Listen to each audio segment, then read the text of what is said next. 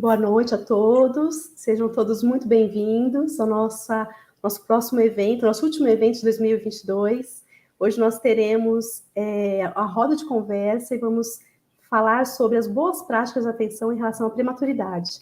Então, em contribuição ao mês Novembro Roxo, onde nós comemoramos, nós celebramos, na verdade, né, as ações e todas as iniciativas relacionadas à prematuridade, destacando a importância da prevenção da prematuridade e também das ações, das estratégias em relação ao manejo clínico da prematuridade. Então, nós vamos conversar hoje com profissionais muito especiais, que eu tive a honra aqui de receber, né, o aceite, né, desse convite, de estar aqui nessa noite, e vou passar, então, para cada uma delas, tá, para que elas possam se apresentar, e aí, na sequência, nós daremos, então, início à nossa conversa. E aproveito aqui para falar para que vocês fiquem à vontade, tá? Conforme estiverem, né, chegando aqui no nosso evento, podem ir enviando as perguntas, que ao final nós vamos, né, direcionando para as palestrantes. E, enfim, fiquem à vontade, tá? Então, vou passar agora para a professora doutora Adriana Moraes Leite, pedindo para que ela se apresente, depois para a Vivi, depois para a doutora Olga, tá? Então, podem se apresentar. Boa noite, pessoal. É um prazer estar aqui, viu, Patrícia? Agradeço demais o convite, né, para discutir, conversar um pouquinho, né, sobre esse tema que tão importante é, né? Já estamos no penúltimo dia do mês, né, de novembro, que é o mês aí que a gente trabalha, repensa, né, e comemora em si, né, na verdade, as ações em prol ao cuidado ao prematuro, né, e a sua família. Então, um grande prazer estar aqui hoje com vocês. Bom, quanto à minha apresentação, eu sou professora associada do Departamento de Enfermagem Materno Infantil e Saúde Pública da Escola de Enfermagem de Ribeirão Preto, da Universidade de São Paulo. Atuo na área de enfermagem pediátrica, mais especificamente enfermagem neonatal. Tenho trabalhado com o recém-nascido, com as questões da prematuridade, né, aleitamento materno, cuidado desenvolvimental, cuidado centrado na família, comunicação interpessoal, tá? E hoje a gente aqui conversando mais especificamente sobre o prematuro, os cuidados ao prematuro, que talvez a gente enfoque um pouco mais a questão do prematuro internado, né, Patrícia? Isso. Perfeito. E é isso que a gente vai conversar um pouquinho. Muito prazer estar aqui. Muito obrigada, Adri. Vivi? Boa noite, eu sou a Vivian Biela, mas todo mundo me conhece por Vivi Biela ou também por Tia Vivi, porque eu sou odontopediatra, então cuido dos meus pequenos aqui com muito amor e carinho. Eu sou odontopediatra de formação pelo Centrinho, pelo Hospital de Reabilitação de Anomalias Craniofaciais aqui de Bauru. Sou, né, então, especialista em odontopediatria e tenho mestrado em odontopediatria, que foi feito pela FOB, Faculdade de Odontologia de Bauru, aqui da USP, e doutorado em ciências odontológicas na área de fissuras e síndromes, né, relacionadas à fissura. Então, tenho experiência aí no atendimento não só de crianças, mas como de adultos também, que apresentam algum tipo de deficiência ou síndromes associadas. Então, meu doutorado é nessa área. Eu dei aula por 8 anos no Unisagrado, que é a antiga Universidade do Sagrado Coração, que agora é Centro Universitário, faculdade, inclusive, em que eu me formei com muito orgulho. E agradeço imensamente a oportunidade, Paty, de estar aqui, de ter sido lembrada no Novembro Roxo, onde ações são feitas em prol de orientação e de prevenção em relação à prematuridade. Isso é muito bacana, porque eu tenho muitos bebês aqui que nasceram prematuramente, e a gente sabe quanto a prematuridade pode afetar, né, no crescimento, no desenvolvimento dessas crianças, e a saúde bucal é afetada muito, muito com a prematuridade. Então, o dentista é super importante, não só no hospital, quando as crianças ainda estão na UTI neonatal, e principalmente depois. E muito além disso, às vezes o cuidado que a gente tem com a própria gestante, antes, né, de que qualquer problema aconteça, porque a gente sabe que os cuidados com a saúde bucal dessa gestante pode evitar aí um nascimento prematuro. Obrigada pela oportunidade, obrigada, a Adriana e a doutora Olga aí, doutora Adriana e doutora Olga, pela oportunidade de partilhar desse momento, dizer que eu vou muito mais aprender do que ensinar qualquer coisa aí, então estou muito entusiasmada. Obrigada. Agradeço. Professora Olga?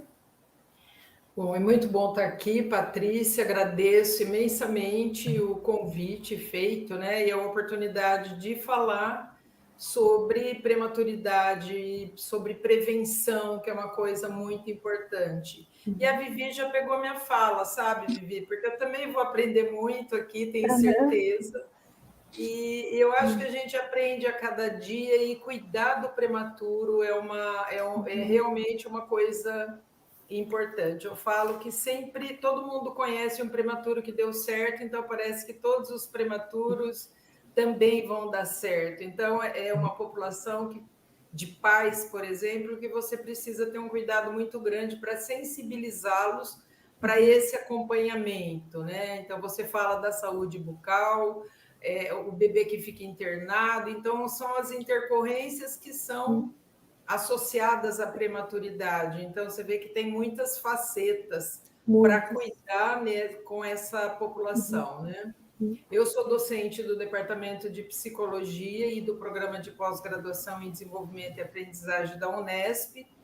Eu trabalho com desenvolvimento infantil há uns 30 anos, né? Já passei também pelo centrinho, já trabalhei muito tempo numa especialização do centrinho, acompanhando o desenvolvimento de crianças com fissura ou de questões voltadas à família. Então, agora, a prematuridade tem sido ultimamente o meu foco, principalmente voltada para a avaliação do desenvolvimento e acompanhamento com as famílias. E aí, como não podia deixar de ser, né, já que sou psicóloga, uma coisa que a gente tem cuidado bastante é da saúde emocional das mães. E não só, porque eu trabalho com desenvolvimento infantil, independente também da prematuridade.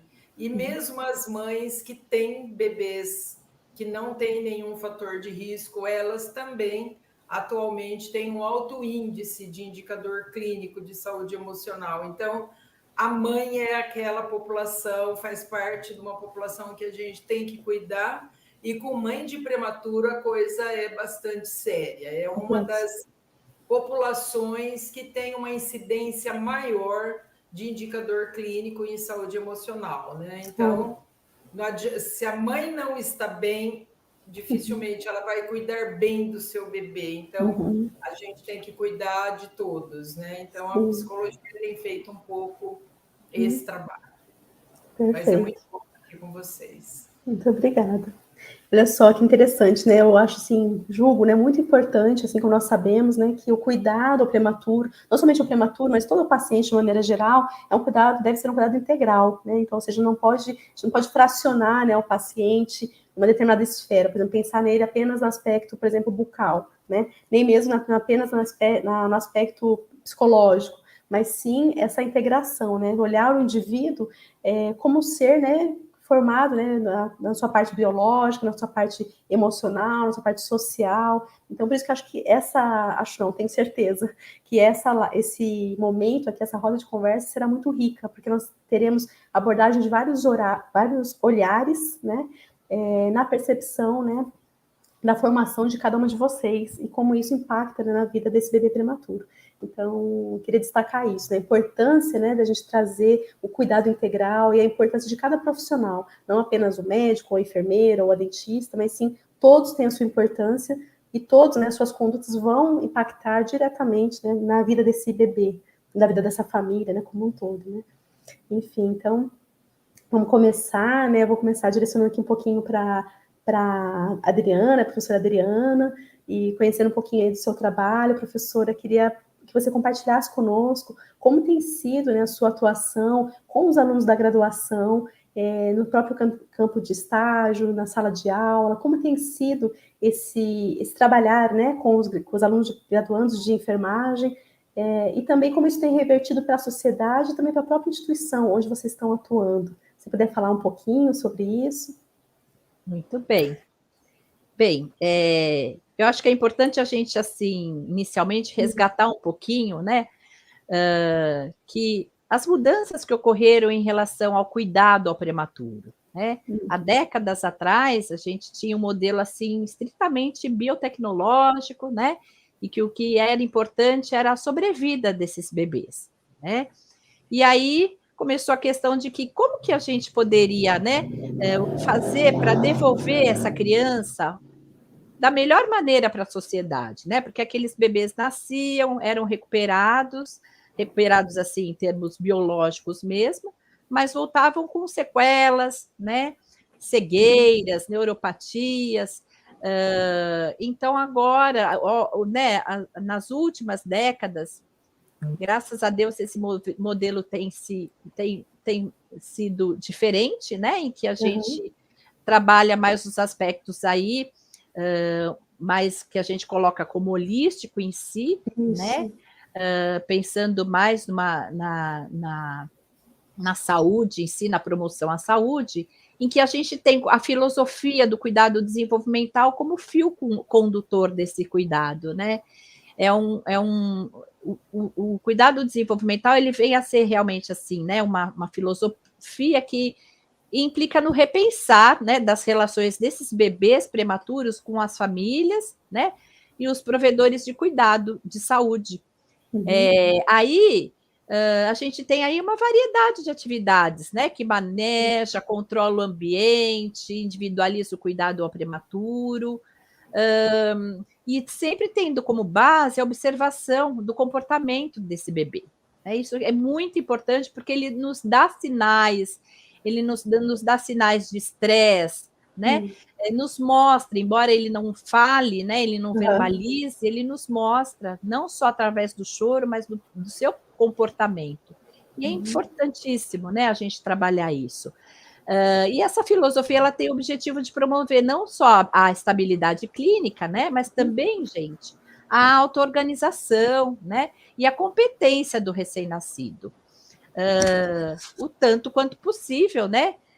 E aí sempre, gente, com aquela questão assim de ajudá-lo, né, a conservar a sua energia para o seu crescimento e o seu desenvolvimento, né? Porque eu sempre falo, é um bebê que nasceu antes do tempo. Algo aconteceu durante essa gestação e ele não estava preparado para isso e ele de repente nasce, né? Ele se depara com um ambiente totalmente diferente daquele que ele estava intraútero e ele cai numa situação aí de, por exemplo, internação numa UTI, né? E que a gente tem aspectos que a gente precisa muito trabalhar. E quando eu falo, né, dos aspectos relacionados ao ambiente, se a gente comparar um ambiente de uma UTI, por exemplo, com um intraútero, né? Vamos começar pela luminosidade. Como que era isso intraútero? Tudo escurinho, quentinho, bebê lá contido, né? Com sentindo os seus odores específicos, protegido, né? Recebendo ruídos especificamente, né, que envolvem o útero, né? O ruído ele vem de forma mais grave, né? As batidas do coração da mãe. E ao passo que quando ele se depara à UTI, a gente tem aí um ambiente de luminosidade extrema, né? Por exemplo. Então a gente precisa e o que obviamente, né, causa muito estresse para o bebê, porque é totalmente diferente daquele ambiente dele.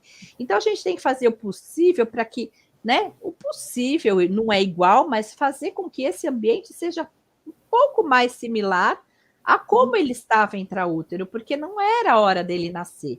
Mas ele precisa crescer, ele precisa ganhar peso, ele precisa se desenvolver da mesma forma, né, ou parecidamente como se ele tivesse intraútero.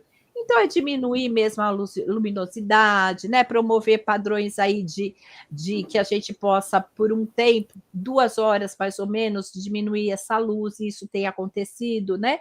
No campo de estágio em que a gente atua, que são esses protocolos que a gente segue, né? Diminuindo a luminosidade, às 3 horas da tarde, apaga a luz, diminui a luz, né? Para que eles possam aí descansarem mais. É muito importante isso, né, para o ritmo circadiano dele, né, de sono e vigília, Então, e aí isso ocorre, né?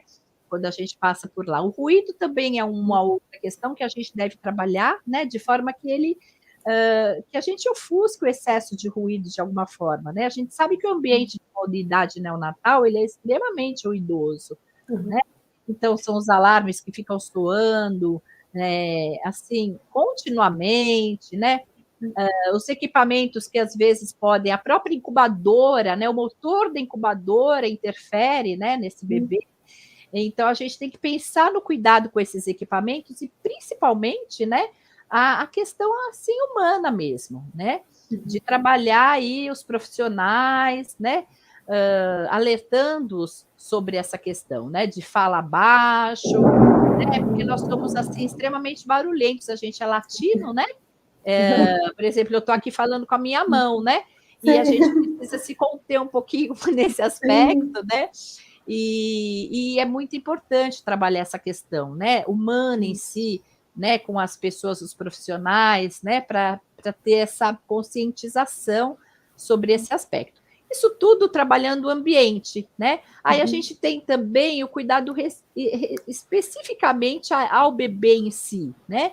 Então, quando a gente pensa assim no cuidar, por exemplo, trabalhar a contenção desse bebê, imaginando que como ele estava intraútero, ele estava lá, né?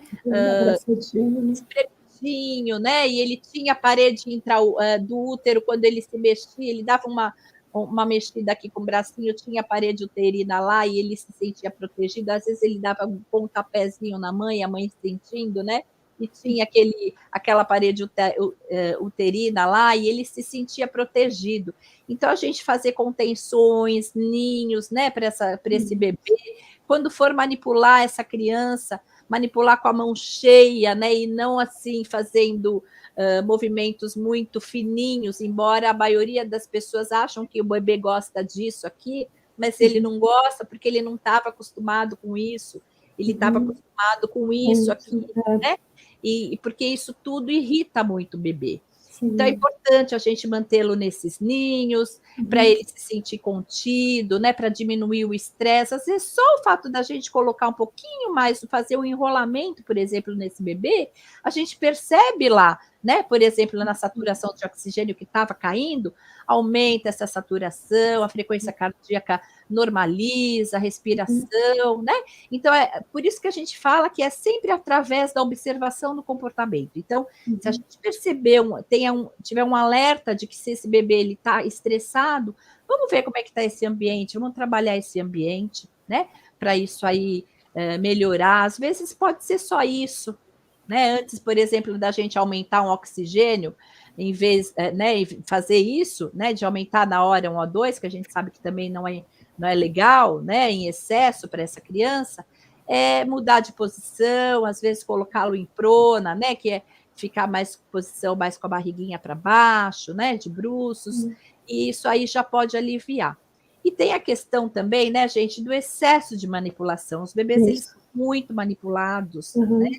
A gente tem aí pesquisas que mostram que um bebê, em 24 horas, né, que foi filmado tal, ele teve mais de 1.300 procedimentos, né? Foi manipulado mais de 900 vezes nessas 24 horas, um bebê de uma UTI, por exemplo, porque ele demanda muito cuidado, né? Então, a gente precisa pensar muito, por exemplo, nessa questão de manipulá-lo o mais minimamente possível, né? Agrupando os cuidados, né? Quando for fazer algum cuidado, e tem que ser um cuidado leve, né?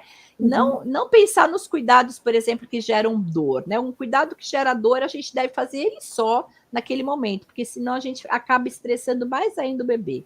Então, vamos supor, colocar um termômetro, né? Trocar uma fralda, a gente pode fazer isso tudo junto, ao invés de ir lá cada hora, ir lá na incubadora, abrir as portinholas só para pôr um termômetro, ir lá, voltar, abrir novamente para trocar uma fralda. Então, procurar, assim, organizar o cuidado no aspecto de fazer o que for mais leve, de forma mais agrupada, né? Para que ele tenha mais tempo de sono, essa é a nossa intenção.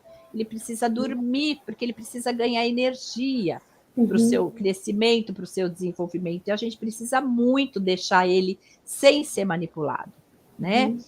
Bom, a gente tem aí também o cuidado canguru, o aleitamento materno, o manejo da dor, que eu acho que a gente pode até falar, né? E assim, gente, o cuidado centrado na família, acho que é importantíssimo a gente lembrar, né? Porque a gente tem que imaginar que a família, na gestação, ela estava preparada para um bebê que ela imaginava que era um bebê daqueles fofinhos, bochechudos, que a gente chama de bebê imaginário, né? Então, todo mundo pensa, né, num bebê assim, e de repente nasce um bebê totalmente diferente daquele que era o imaginário, o sonhado. Então, elas passam, né? A família passa por um luto desse bebê imaginário, e ela se depara exatamente com o nenê real, que é o prematuro, né? E com isso existem vários sentimentos, acho que a Olga vai colocar bastante sobre isso, né? Tem até sentimento de culpa por parte das mães, tem o medo, né? A questão da própria internação que distancia. Então, a gente precisa trabalhar, distancia e né, mexe com toda a família na organização, né? Aí da vida dessa família. Então, a gente tem que trazer a família para perto do bebê, né? Dar voz a essa família. Na verdade, é isso que vem a ser, né? O cuidado centrado na família. Isso, ter essa partilha, servirmos assim como ponte, né, do cuidado entre esses familiares e o bebê, né, porque eles têm muito medo, eles têm medo de mexer nessa criança, né, então a gente estando lá do lado, né, e criando uma parceria com eles de boa escuta, né, de disponibilidade, né, dando voz a essa família, né, e aí tem a questão, né, gente, dignidade, respeito, né, essa informação que deve ser compartilhada, pensar também na questão, né, da comunicação das notícias difíceis, porque eles passam por várias situações em que notícias muito difíceis para eles são comunicadas, né? Então, a gente precisa ter essa sensibilidade também de escuta e como colocar, como falar, né? E principalmente a participação dessa família no cuidado, né? Por exemplo, a mãe, ela pode ficar lá, ela entra no cuidado, ela pode, por exemplo, ajudar a colocar um leitinho na sonda, né? A própria higiene da criança ser feita pela mãe. Então, tudo isso tem que ser muito, né, estimulado e valorizado, né? Porque assim existe mesmo a inclusão familiar no cuidado, né? Que pode levar a redução, né, do estresse parental em si, do estresse da criança, né? Aumentando a autoconfiança dessa família no desempenho, né, de papéis aí que eles têm, né, de todos os familiares. Ok, Paty? Perfeito. Então, aproveitando o gancho, né, dos cuidados, do manejo, tudo muito importante, como você ressaltou, fiquei pensando aqui também em questão, coisas simples, como, por exemplo, a temperatura da mão, né, em tocar esse renascido, de repente o profissional vai lá, lava a mão, com aquela água gelada, depois vai lá e toca no bebê, né? Sim. Então, assim, são coisas simples, mas que quem trabalha, né, em UTI neonatal, tem esse contato direto com esse público, né, no caso, bebês prematuros, precisa, de fato, ter essa sensibilidade, ter essa sabedoria, né, e esse conhecimento, essa fundamentação para poder agir, né, nas suas condutas. Então, muito importante tudo isso que você falou, Dri, essa questão do manejo, excelente. E, então, aproveitando essa questão, esse embalo, desse raciocínio, dos cuidados, vamos falar sobre o contato pele a pele.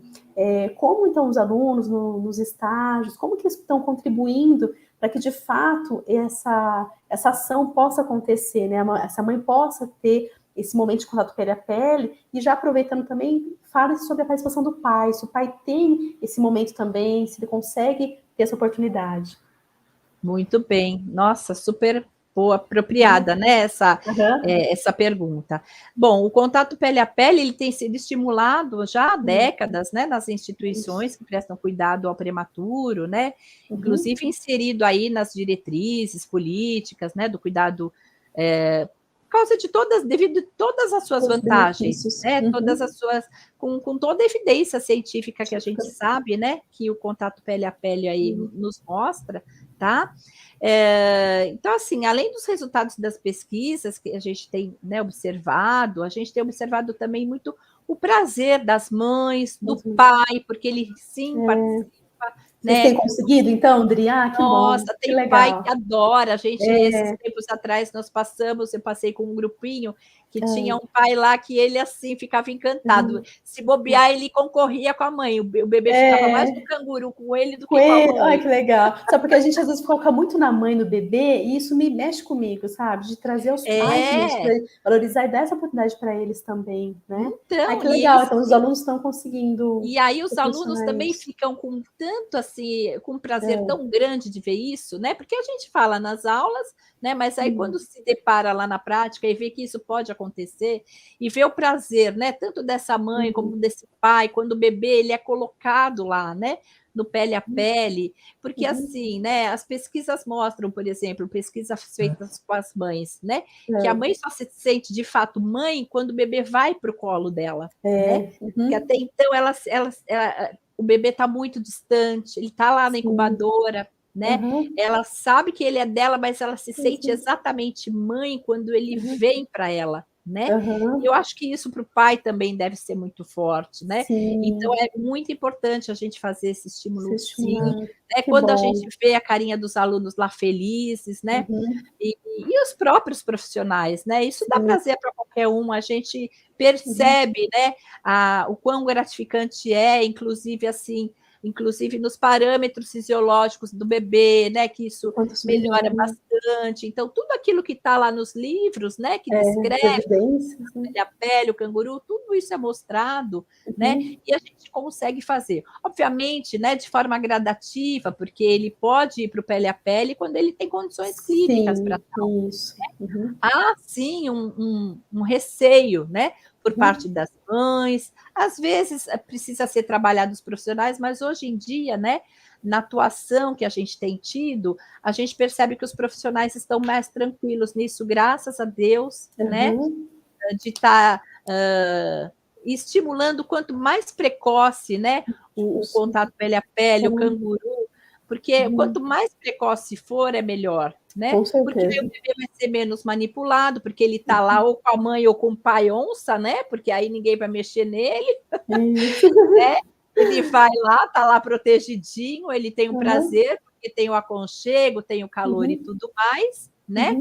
E ele vai, e esse prazer vai aí, né? Se mostrando presente, e a gente né, tem um retorno muito bom nesse aspecto. Então, quanto mais precocemente possível isso possa acontecer, é melhor, né? E, inclusive, para o estímulo do próprio aleitamento materno, né? Materno, que aí o bebê estando lá, por exemplo, no caso, quando ele está com a mãe, ele vai sentindo o cheiro, né? Isso já favorece, né? Já favorece. Pode ser até que ele não esteja, de fato, iniciando uma sucção, mas ele vai lá, começa a lamber o mamilo da mãe, porque ele está... O que é? O pele a pele, né? A mãe, ela está desnuda nessa parte aqui do tórax, né? Está sem roupa aqui. E o bebê também, né? E os dois envolvidos num tecido, né? Que seja a própria camisola dela, e isso faz que haja, né, essa troca de calor, e o bebê tem essa possibilidade de sentir o cheiro. E o cheiro do leite materno é muito similar, né, ao que ele estava acostumado, porque, por exemplo, o líquido amniótico continha, né, o que é a alimentação que ela recebia, isso está no leite também, né, o odor, né, e aí isso fica mais familiar para o bebê, muito prazeroso, para ele, inclusive, começar a se interessar em começar a sugar, né? Além de todas as outras vantagens, obviamente, do pele, né? Isso, do vínculo. Tranquilo. Eu até ia perguntar, né, mesmo, como que os alunos, né, como que vocês têm feito em campo de estágio para promover, para favorecer, facilitar esse momento da amamentação, né, em relação ali à mãe e esse bebê prematuro. Mas aí acho que vai nesse raciocínio, como você falou, né, tá estimulando o contato pele a pele, né, para de fato favorecer. Não, com certeza, o canguru, né, o contato pele a pele, ele já é um caminho enorme, né, de início para o aleitamento materno, né? A gente sabe aí, né, que os autores colocam que o bebê ele começa a ter, de fato, né, a coordenação entre a sucção, a respiração e a deglutição entre 32, 34 semanas. Aí pega e fala assim, então um bebê de 31 semanas não pode começar a mamar. Não, muito pelo contrário. vai depender de cada criança, né? Por exemplo, quando ele está lá no contato pele a pele, ele tem aquela possibilidade de pelo menos lamber o mamilo da mãe. A mãe, ela pode, por exemplo, ordenhar algumas gotas de leite para ele ir lá e começar a receber o colostro dela. Isso aí já é uma colostroterapia em si, por exemplo, né? Que é muito importante. E aí isso já vai favorecendo, essa criança começa a ficar mais interessada, a própria mãe, né? Porque a gente sabe que uma das melhores aspectos, né, que envolve aí o contato é inclusive a autoestima, né? Ela se sente protagonista muito fortemente do cuidado, né? O bebê e percebendo que o nenê está tendo melhora com isso, né? E aí no aleitamento mais ainda, né? Então ainda, por exemplo, na situação em que o bebê não está iniciando de fato, não tem ainda aquela sucção efetiva da mama, ele pode receber o leite materno ordenhado, né? Então é muito. A gente sabe, por exemplo, que o cuidado do canguru, a primeira fase dele é lá na gestação, né? Quando a gente percebe que uma mãe é uma gestante de risco, provável nascimento de um prematuro, é trabalhar com essa mulher, essa gestante, né? E aí, nesse trabalho, fazer visita lá na UTI, ensiná-la a fazer a ordenha mamária, porque quando o neném nascer, ele inicialmente vai precisar do leite dela, e ele é o melhor leite para ela. Ele tem o tempo de vida daquele prematuro, né? Formado para aquele bebê, para aquele momento. Então, é importante a gente fazer essa, né? Ensiná-la essa ordenha, e aí esse leite, por exemplo, cru ordenhado ser oferecido para o bebê, né? Isso começa, vai gradativamente. A gente sabe que o bebê inicialmente ele necessita de sonda gástrica, né? E aí esse leite pode ser colocado, por exemplo, na sonda. Já é aleitamento materno, porque a gente sabe que o conceito do aleitamento materno é oferecer o leite materno, seja lá de qualquer forma, um copinho, uma colherzinha. E aí a gente começa a fazer essa introdução, e quando o nenê começar a sugar, inclusive, podemos estimular a translactação, que é com a ajuda de uma sonda que a gente coloca aqui na comissura labial, né, que vai lá com o mamilo da mãe, e ao mesmo tempo que o nenê começa a sugar, a gente vai fazer esse leite escorrendo para ele ficar mais animado, né, sentir que está mamando mais, que o leite está vindo mais. A semidemanda é um conceito aí que a gente tem trabalhado na questão assim, né? Por exemplo, o bebê ele iniciou já né? Ele tem prescrição de uma fórmula, por exemplo, né? Porque ele é prematuro, ele tem uma prescrição, mas que na presença da mãe a gente pode colocá-lo no peito, né? E se ele já tem essa estabilidade clínica para isso, a gente pode fazer ele mamar, e a depender do quanto foi essa mamada em termos de eficácia, de tempo em si, a gente vai oferecer essa fórmula, não na sua totalidade, por exemplo, 1/3 do que está prescrito, a metade do que foi prescrito, né? Que aí aos poucos a gente vai desmamando dessa fórmula e indo aos poucos, né? Aumentando aí o aleitamento exclusivo em si, tá? Direto na mama, né? E aí, trabalhando nesse aspecto, tá? Eu acho mais ou menos assim, né? Eu acho, é muito importante, né, gente? A gente sabe que a amamentação no prematuro, a gente sabe que amamentar já não é muito fácil no bebê a termo, né? Eu acho que a Flá, eu acho que alguém, não sei. Não sei. Tá tudo bem, né? Tá todo mundo, nós 4 estamos ok aqui? Está tudo certo, certinho, tá excelente. Tá bom. Mas assim, lembrar, né, gente, que obviamente amamentar um prematuro não é fácil, né? Tudo que a gente fala da mãe em termos de paciência que a gente tem que ouvir, né? Se colocar no lugar dessa mãe, acho que isso é importantíssimo, a gente estar do lado, né? Acho que oferecer, sim, possibilidades, né, de posições variadas nesse aleitamento, por exemplo, né? Ela pode mudar de posições a depender da posição, por exemplo, em cavaleiro, o bebê geralmente prematuro, ele acaba sugando mais, porque ele tem ele é muito sonolento, né? Então, quando a gente coloca mais elevadinho, ele tenta, ele acaba não dormindo tanto naquela posição tradicional. E aí a gente vai trabalhando nisso, mas é muito importante, gente, eu acho que eu gosto muito de falar isso, né? A gente não impor a mãe, por exemplo, a gente pode oferecer sugestões de posição, mas quando for, por exemplo, observar uma mamada e perceber que a mãe ela já está começando, né? E ela começa a se virar, né, nesse processo, é observar essa mamada por trás dela, né, não nos colocando assim em frente a ela, porque isso mostra uma imposição muito grande. Às vezes a gente tem aquela coisa de querer empurrar a cabecinha, né, para o nenê conseguir sugar, né, é a melhor intenção possível de todo mundo, mas a melhor forma é olhar por trás, né, porque a gente tem a mesma visão dela em relação ao bebê que mama, isso dá uma segurança para ela, né? Então, os detalhes tão importantes, né, Dri? São coisas tão simples, mas que impactam, né, diretamente, né? É a nossa comunicação não verbal, né, Paty? Que a gente já conversou um pouquinho, né? Isso, ela gosta demais. Então, assim, e a mãe percebe muito isso, né? E quando ela percebe que ela consegue sozinha fazer, nossa, isso é maravilhoso, né? Gera uma autoestima, uma confiança muito maior para esse processo e aí decorrendo de forma mais tranquila, né? E melhorando com o tempo, né?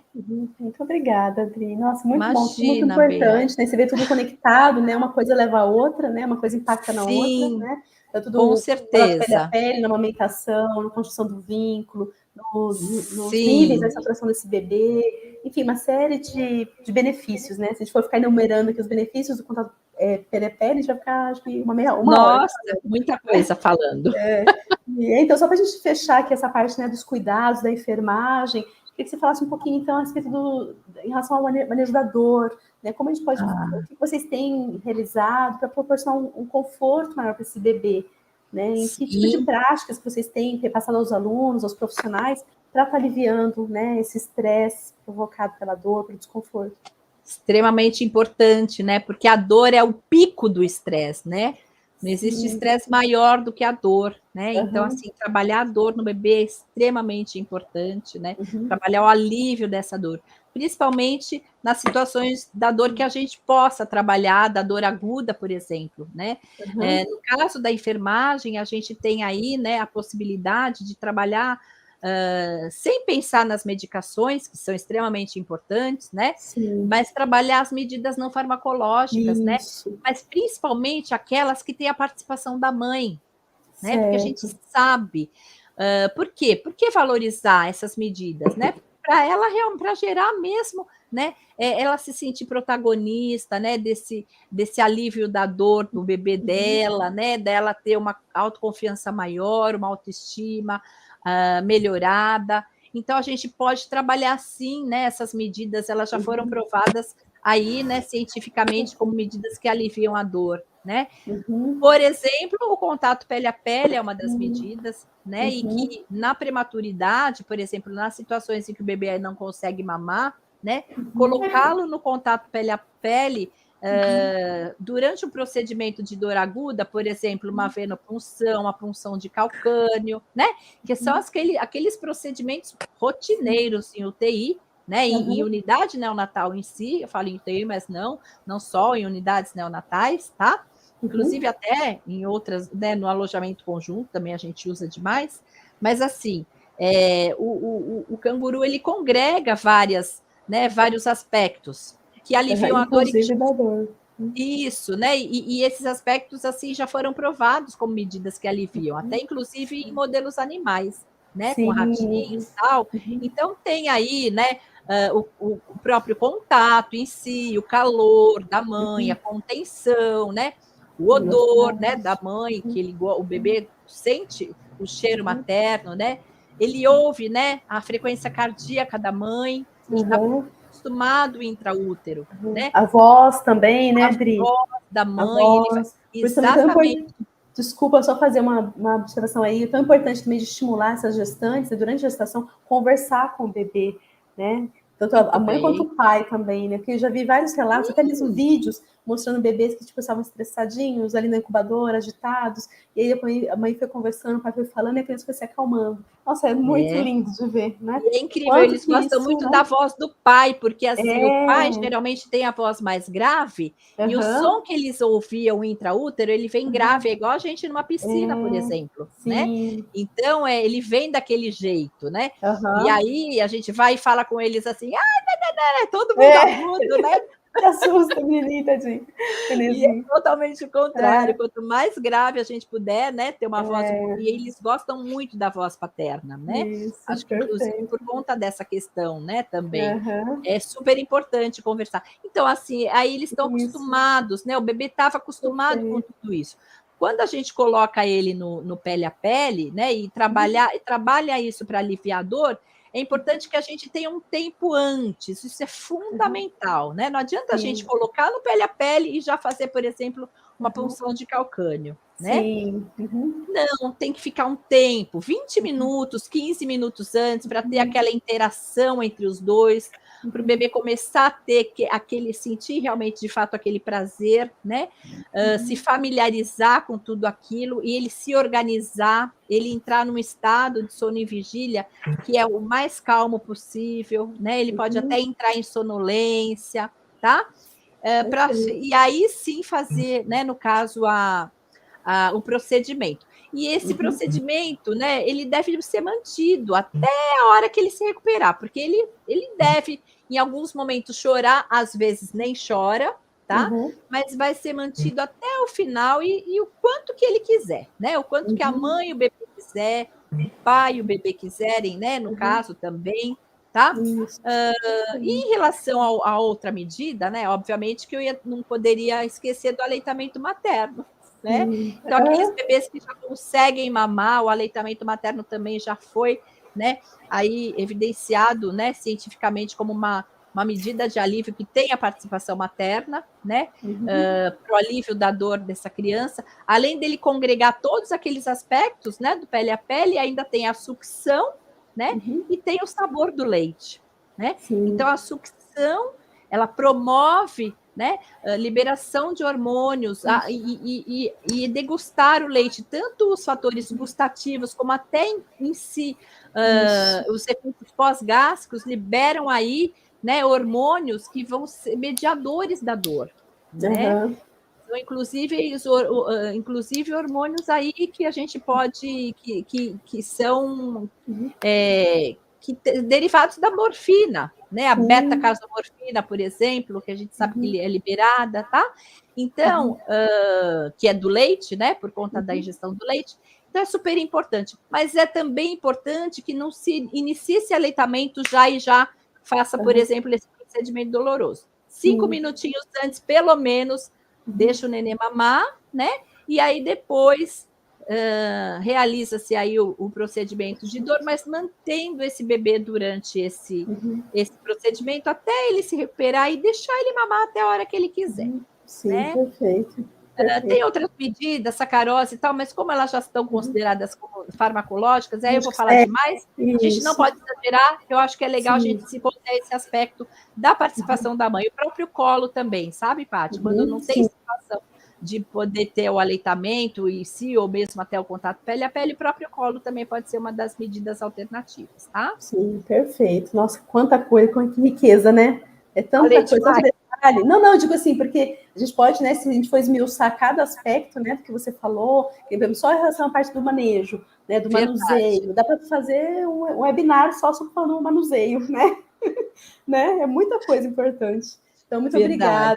É muito rico, eu que agradeço. Né, essa abordagem que você trouxe, tá? Maravilha. Então, o pessoal que estiver acompanhando aqui, que se quiserem mandando perguntas, tem pessoal já está colocando aqui, mas daqui a pouquinho a gente vai direcionando, tá?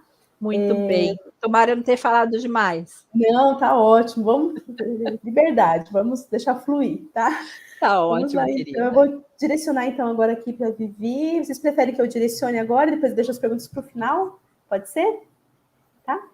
Então, vamos lá. Então, Vivi, agora vamos trazer um pouquinho da sua abordagem, da parte, né, odontológica, saúde bucal, desse bebê prematuro, né? Então, quem está aqui nos acompanhando, quem for assistir depois, para que possa compreender, né, qual é essa relação, né? Então, qual a relação, por exemplo, vamos trazer lá da gestação, por exemplo, a importância, vamos falar um pouquinho sobre o pré-natal odontológico, ele de fato é importante mesmo, ele vai influenciar na prematuridade, há alguma evidência de fato, né, que essa prematuridade pode ser evitada se essa mulher, essa gestante, passar a realizar esse pré-natal? Você puder falar um pouquinho, então, para nós?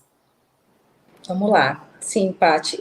Posso falar, Paty, né? Pode, claro, fica à vontade. Nós somos de casa. Enfim, é muito importante. Bom, o pré-natal, ele data da literatura desde 1920, desde a década de 20, que o pré-natal é importante para a gestante e vem sendo cada vez mais, né, reforçado. Então, diante de tudo isso, o pré-natal odontológico, assim, é incontestável a necessidade de um pré-natal odontológico. Infelizmente, isso não acontece muito frequente, não. É muito importante a orientação dessa gestante desde os primeiros meses de gestação, a partir do momento em que ela descobriu que está grávida, se ela já puder procurar um dentista para fazer uma avaliação da sua condição bucal e receber uma série de orientações, é super importante, porque tudo que acontece, né, que a gestante recebe, ela passa para o bebê, e situações importantíssimas em que na fase mais importante de formação do bebê e que envolve eu estou com um problema aqui na minha bateria, gente, eu vou te pedir desculpas da minha movimentação, porque eu estava ocupada e eu não sei o que está acontecendo aqui, meu celular... Não, fica em paz, Vivi, fica em paz, é ao vivo, tá rolando, fica tranquila. Desculpa, agora acabou de acusar aqui que eu estou sem também, que não está tendo... Deve ser o fio do carregador, não é? Às vezes é o carregador, então, né? Tá acusando aí que eu tô sem bateria? Não, por enquanto não. Então, pode ser, então, talvez você caia. Você não tem nenhum carregador reserva? Eu tô aqui colocando ele na tomada, coloquei, mas era para já estar... carregando, né? Aparecendo. Carregador. Fica em paz. Acontece, só um minutinho.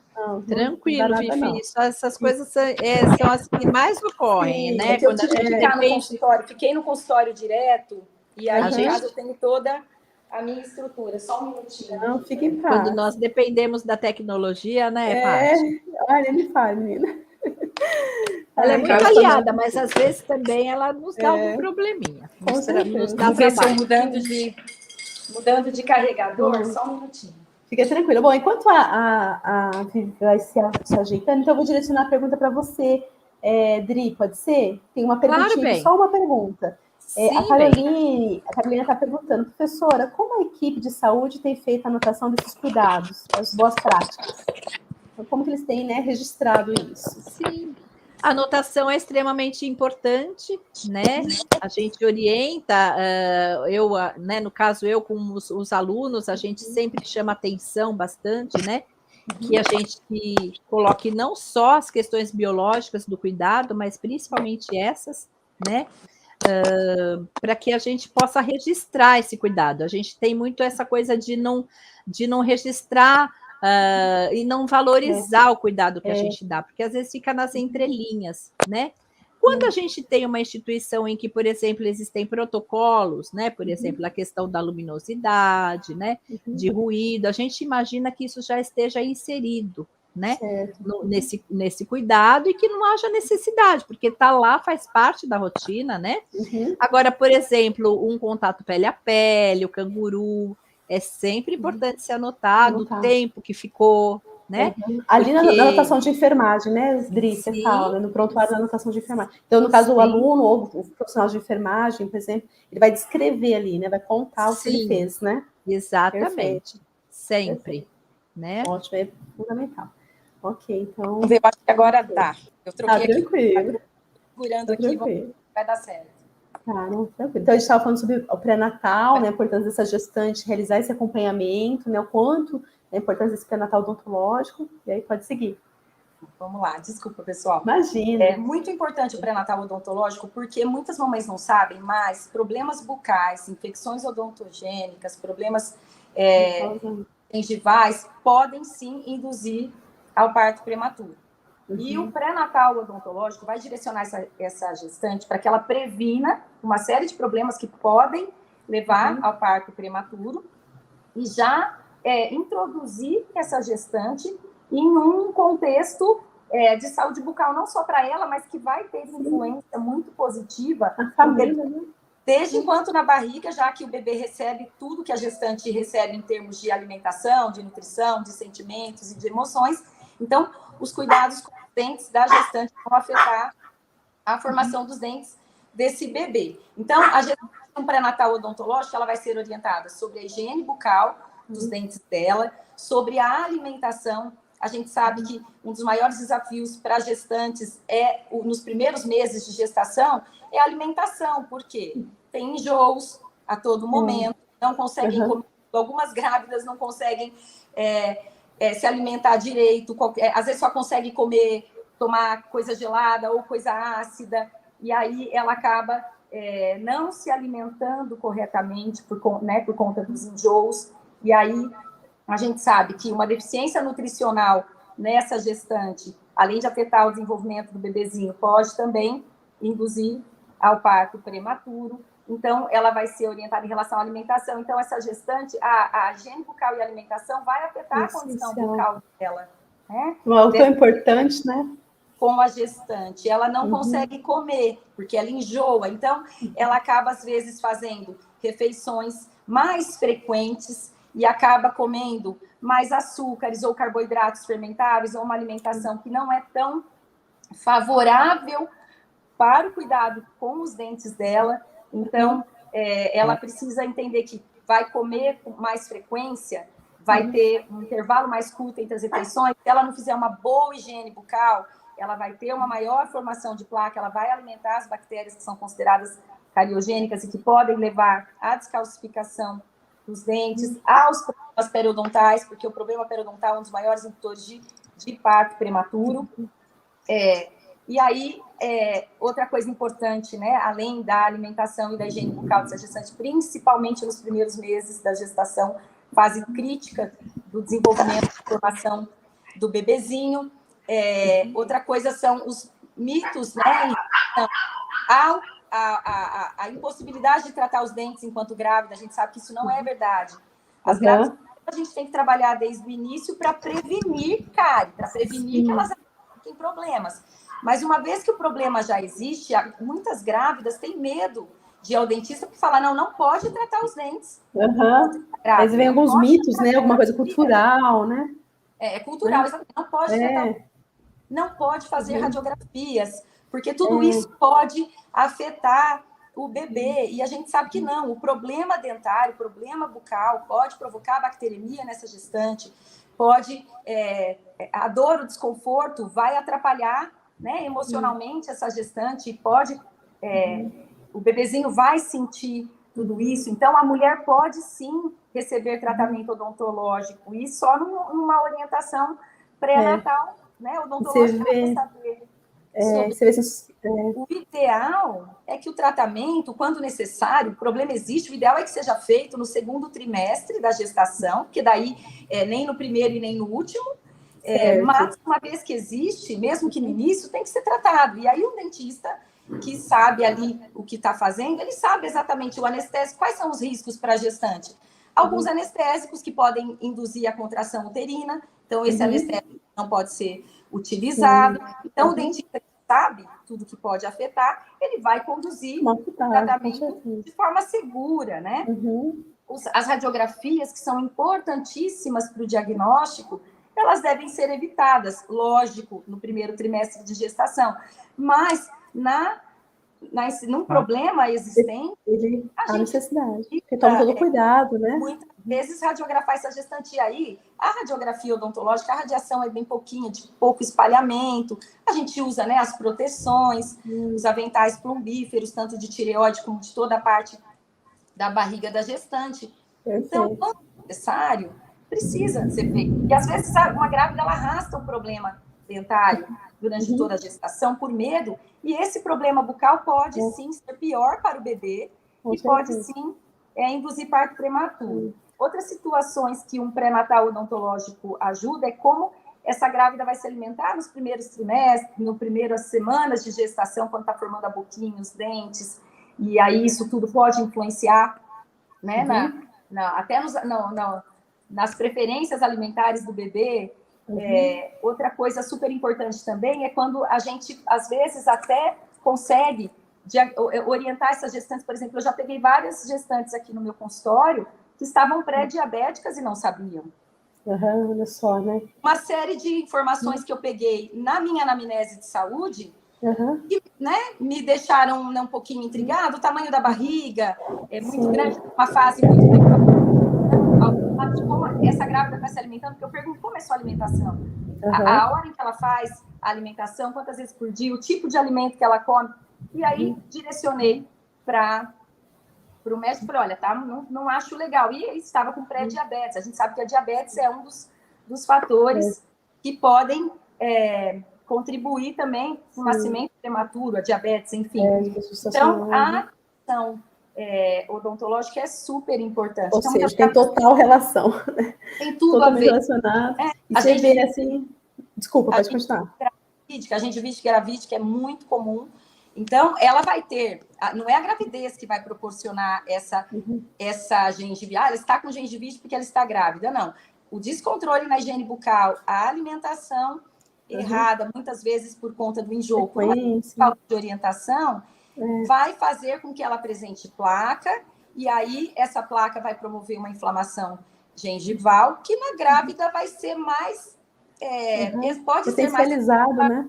Por conta das alterações hormonais. Então, o acompanhamento para prevenir, para educar essa grávida, né? Controlar as doenças. E na presença de doenças, direcionar um tratamento correto e seguro tem tudo a ver.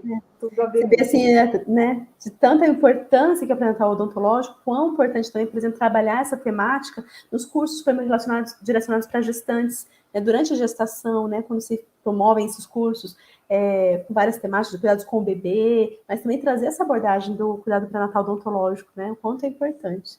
É muito importante. Então, quando a gente fala então, das orientações direcionadas para gestantes, a prevenção, por exemplo, da prematuridade, vamos então falar um pouquinho agora sobre essas orientações, mas direcionadas para os pais, né? Quais os cuidados que esses pais precisam ter direcionado quando eles possuem, né, um bebê, por exemplo, prematuro? Que tipo de orientação que você, né, gostaria, que você poderia transmitir a essas famílias? Então, quando os bebês saem, né, da internação, da UTI neonatal, lógico, está lá na UTI neonatal, na incubadora, ele vai receber uma alimentação por sonda, né? Certo. E aí, o que vai acontecer? A gente vai... muitas vezes o dentista não interfere nesse momento. Mas a partir do momento em que tem alta, essa criança recebe alta e ela vai para casa, é muito importante que os pais já marquem uma consulta com o odontopediatra. Estou eu aqui mudando as minhas tomadas para ver se eu consigo colocar o meu celular para carregar. Só um minutinho. Ai, gente, me desculpa. Fique em paz, Vivi. Fique em paz, tranquilo. Você está ouvindo a gente? Eu estou ouvindo vocês. Vocês estão me vendo aqui? Tá, estou ouvindo. É que eu não estou conseguindo ver. Eu não estou conseguindo ver se a minha bateria está carregando de fato. Peraí. Tá, tudo bem. Agora está. Que Desculpa. bom. Agora eu vou uma tomada. Boa. Voltei. Eu vou segurar o celular aqui, assim eu consigo conversar com vocês. Sem ter então tem que ficar em pé, tadinha. Não, eu vou sentar aqui, vocês conseguem ver? Aí, vamos lá, vamos ao vivo. Aí, quando isso mesmo. Aí, quando esse bebê não tem alta, que essa família vai direcionar esse bebê, por exemplo, a avaliação odontológica, com que idade, mais ou menos, assim? Então, a partir do momento, os primeiros meses de vida do bebê, isso para qualquer criança, o odontopediatra costuma orientar, que essa mãe já procure um dentista, mesmo antes do rompimento dos primeiros dentinhos. No hospital, por exemplo, hoje em dia a odontologia hospitalar é uma especialidade mais nova que surgiu há um tempo e é super importante. Então, muitos hospitais já apresentam dentistas. E aí, a participação desse dentista, enquanto a criança está internada, é super importante. Porque já pode, no momento em que a mamãe já está pegando esse bebê aí no colo, né, no toque, aí aproveitando a fala da Adriana, nesse momento, de repente, enquanto a mamãe já está ali, já começando a colocar o bebê no bico, no peito, né, para já tentar estimular, que isso tudo é possível, né, doutora Adriana? Ela falou que isso tudo é possível ainda lá no hospital. A participação do dentista nesse momento, de repente, para ajudar na pega do bico do peito e incentivar a mamãe nessa amamentação, é super importante. Por quê? Da 32ª até a 34ª semana de vida, né, intrauterino, o bebê já está sendo preparado para a sucção. Então, os bebês que nasceram aí, que não nasceram muito antes dessa fase, a doutora Adriana vai me confirmar isso, eles já têm condições de sucar. E aí já de repente, essa criança já ser treinada ali, no momento em que, né, que ela pode, já para ir para o bico do peito da mamãe.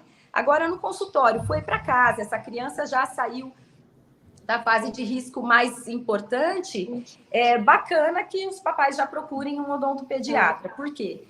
Esse bebezinho, a partir do momento em que ele já estiver sendo treinado para amamentação, o dentista pode ajudar. A amamentação, o que a gente vai orientar essas mamães, mesmo se o bebê ainda não tem dentes? A gente vai orientar essa mamãe a tentar a amamentação aí, se for possível, no peito, exclusiva até os 6 meses, e depois uma alimentação natural e o mais saudável possível para esse bebê nas fases de introdução alimentar. Outra coisa super importante é a manipulação da boquinha do bebê. O bebê, a doutora Adriana falou, né, na fala dela, que o bebê fica incomodado, às vezes ele fica irritado, né? E bebê, às vezes ele não quer que mexa na boca. A boca é a forma em que ele se comunica com o mundo, então a fase oral do bebê é muito aflorada, né? E para a gente mexer em relação aos cuidados bucais, isso é super importante. Quanto antes essa mamãe começar a já manipular a boca desse bebê, mais fácil ele vai aceitar depois a rotina de escovação. Então, a gente já vai ensinar essas mamães, se já for possível, lógico, pelo tamanhinho do bebê ou pelos riscos que ele possa, né, apresentar por conta da prematuridade, como ela vai higienizar os rebordos ainda desdentados, porque a gente já começa a manipular a boquinha, às vezes, massageando a gengiva, fazendo a higiene dos rebordos e da linguinha do bebê, porque isso, além de manter, né, a cavidade bucal da criança limpinha, vai ajudar com que ela se acostume com a manipulação da boca. Nós vamos falar sobre a importância de controlar o açúcar até os 2 anos de vida, né? Hoje, um assunto que está muito em alta são os primeiros 1000 dias de vida do bebê, desde a concepção até os 2 anos. O dentista está participando ativamente disso, porque a gente pede para que evite o açúcar até os 2 anos, porque o açúcar é um dos maiores vilões da dieta, e principalmente numa criança que já teve dificuldade com a amamentação natural logo no início. Uma criança que, se infelizmente essa mamãe não tiver sido orientada ou não tiver tido uma rede de apoio suficiente, ela não vai conseguir, muitas vezes, manter o peito, porque a gente sabe que é difícil, se ela não tiver uma rede de apoio, e essa rede de apoio, às vezes, papais, vovô, quem quer que esteja, até mesmo babás, participarem das consultas, super importante, porque a rede de apoio vai ajudar para que essa mãezinha consiga, né, de alguma forma, manter a amamentação, e não conseguindo, como ela vai introduzir os alimentos, como que vai ser essa questão, porque a gente vai sempre evitar, lógico, que essa criança caia, né, na mamadeira, ou parta para a chupeta, enfim. Então, essas orientações vão ser muito importantes para a mamãe. O momento em que ela vai nascer o dente, ela já vai começar a escovar, e vai escovar sim, não importa que seja só 1 ou 2 dentinhos. A gente vai ensinar em relação à pasta de dente, porque até um tempo atrás orientava-se que bebês não usassem flúor na escovação, porque o bebê engole, e o flúor em excesso pode provocar um manchamento dos dentes em formação, e os dentes permanentes, né, que ainda vão estar em pleno processo de formação. Mas a gente sabe hoje que o flúor é muito importante no controle da cárie dentária, então não dá para eu falar detalhes sobre isso, mas a gente vai orientar essa mamãe que tem que usar flúor, mas qual é a pasta que ela vai utilizar, a quantidade de pasta, em quantas escovações por dia, o controle dos açúcares. Então, assim, é um monte de problema, além de já criar um vínculo com essas mamães. Eu acho que a gente vai conversar sobre os problemas bucais que esses bebês podem apresentar, mas nessa consulta a gente pode identificar um monte deles, e aí a gente vai falar sobre isso, aí a importância desse bebê. Então, saiu, né, já foi para casa, tá tudo bem, mesmo ainda não tendo dentes, super importante já uma visita com o odontopediatra para que essas orientações sejam passadas. Perfeito. Pensando, né? Imagine as mães que têm, por exemplo, um bebê prematuro e não vivenciam essa experiência, né? Durante o próprio pré-natal, ou seja, não realizaram pré-natal odontológico e também depois que esse bebê nasceu, não passaram por dentista. Às vezes tem pessoas, tem famílias que, né, tem um filho e às vezes está com 5 anos, aí que vai começar a levar no dentista, né? Então, exatamente. Olha a riqueza de informações que você passou, né? De quantas coisas que podem, assim, direcionar, tomar 2 rumos diferentes, né? Então, isso assim, ainda acontece. E o bebê prematuro pode ter uma série de problemas bucais. Isso, pode falar. E que quanto antes essa mamãe souber o que pode ter, espera, né? O que pode acontecer, melhor ela vai lidar. Se o problema não acontecer, ótimo. E acontecendo, ela já sabe como ela vai lidar com aquilo, ela já sabe que ela tem a quem recorrer, ela sabe que tem soluções para muitas coisas. E aí essa orientação e essa participação do dentista o quanto antes é muito, muito, muito importante. E eu penso que o quanto antes também ela souber identificar essas alterações, pode ser que o impacto seja menor? Sim. Você confirma isso? Sim, porque né? A gente sabe que a prematuridade e o baixo peso ao nascer são os maiores problemas de crescimento e desenvolvimento de uma criança. Isso já é fato, a literatura fala. E muitas vezes ela não tomar cuidado, então, por exemplo, a anquiloglossia, a linguinha presa, que muitos bebês, qualquer bebê, né, mesmo os nascidos a termo, podem apresentar, que é a linguinha presa. A anquiloglossia, ela atrapalha na amamentação, é o fator mais importante. E, além disso, dependendo do nível dessa anquiloglossia, ela vai dificultar e atrapalhar o crescimento da mandíbula ali do bebê. A gente sabe que os bebezinhos apresentam já um retrognatismo do queixinho quando nascem, mas depois, com o crescimento, o desenvolvimento da arcada, né, a movimentação correta da língua, isso tudo, o crescimento vai, né, se a criança não tiver nenhuma síndrome, nenhum problema, ou uma retrognatia genética, porque muitas vezes papai e mamãe têm o problema, e aí a criança herda, não existindo isso, a anquiloglossia pode segurar o crescimento do queixinho do bebê.